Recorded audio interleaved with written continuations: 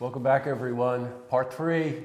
We made it to 3 parts. It's the first year we've done this, by the way. My God. And by the way, there's some construction going on. Just in case you might hear a hammer in the background or whatever, you want to just quickly talk about the Visitor Center? So this summer will be transformative programming, but also when you walk into SPAC next summer, or this coming summer, the whole grounds will be completely changed. We've demolished all of the old buildings and gotten rid of all those tarps and everything and rebuilding what's going to be a really gorgeous new center with like education space and concessions, brand new bathrooms, and we've opened up the sight line. So if you're coming off the 50 bridge, Yes. you're coming in that way, when you walk across, you're going to be able to see literally all the way over to the Vic Pool. Those were the original sight lines. Oh, that's right, they were. All that, That's right.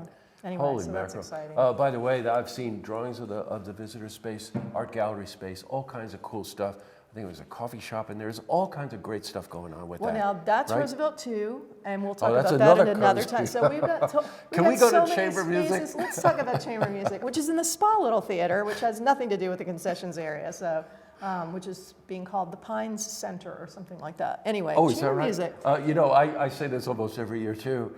There's something amazing about going to what we refer to as a Spa Little Theater to see musicians of this caliber in that intimate chamber setting where you feel like you're in the living room and they're performing for you. These are world-class musicians with world-class performances and repertoire. There's a Beethoven theme throughout the summer. Yep. It's carrying over into chamber, right? Yes, so there's actually 2 themes going on. There's Beethoven 250th anniversary, and so what you'll see in August, like the big summer music month in Saratoga, is Beethoven 2020. So during the orchestra season, we've got the Beethoven Triple with Josh Bell. We've got Beethoven Emperor Piano Concerto with Jonathan Biss, and then in the center, the complete traversal of all the Beethoven symphonies. But then Chamber Music Society themselves, Beethoven is a common theme across all 6 performances. And so they're really trying through every program to shed a slightly different spotlight on Beethoven. But I do want to touch on another theme that's going on that you and I haven't even had a chance to look at. And that is that in addition to the 250th anniversary of Beethoven, this year is the 100th anniversary of women's suffrage. And so we've got a big spotlight on women composers. We've got Amy Beach and Joan Tower, neither of whom have ever been represented at SPAC, have pieces during the chamber music season.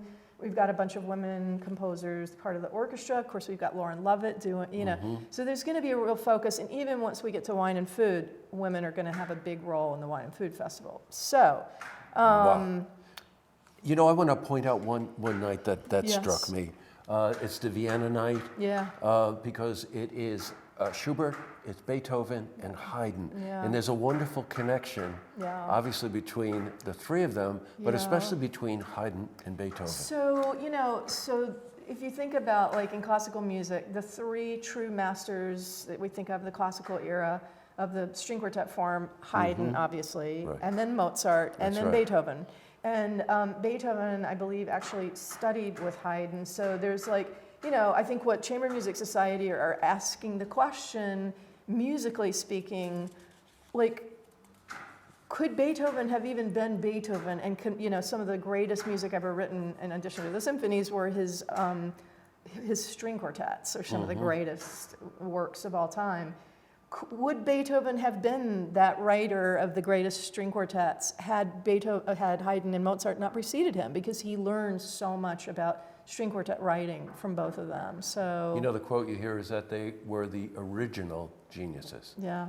I mean, so that kind of tells you what we're talking about here. Yeah. And again, with the chamber music series, the performances are so well thought out thematically. But also the people that you're bringing that you're bringing in.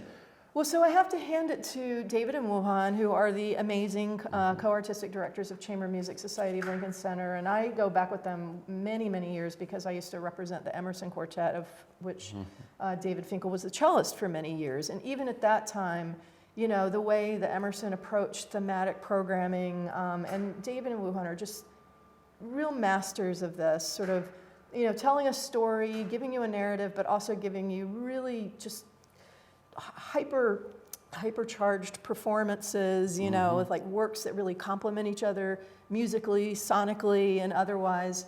But they're also really great promoters of young talent. And so they're bringing up the Calidore String Quartet this year.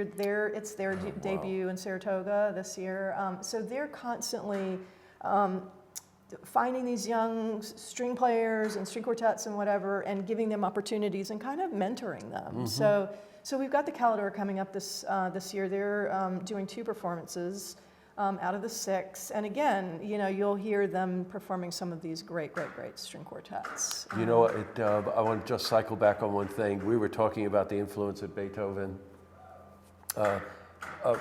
where his influences came from, but one of his heirs is really Dvorak.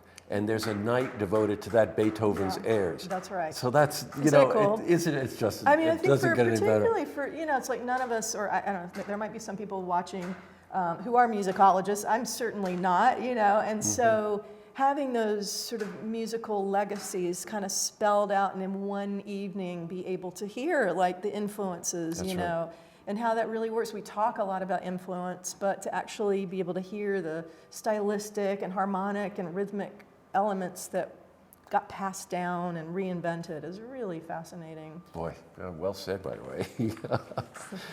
Boy, we've been going at it here, haven't we? tired. All right, now we do the structural stuff. Yeah. It's the ballet, the orchestra, and jazz, and Lincoln Center, the chamber music. Go to spac.org and you can find out everything that you need to know. Please make a point to, I'm not going to say study, I'm not telling you you need to do your homework, but please just look into this programming and you'll be stunned. And then that's the opportunity not only to be really entertained, bring your family, bring your grandkids, expose them to this, but you walk out of there with the kind of smile on your face that you just can't explain. Yeah. You know? It's And I unique. see you with the smile on your face, so if you've got a smile on your face, I think it's working, right? Yes. Thanks very much for inviting Thanks us as over. always. I appreciate it. And we'll be back. Okay. Okay. See this interview again, you can head to our website, looktvonline.com.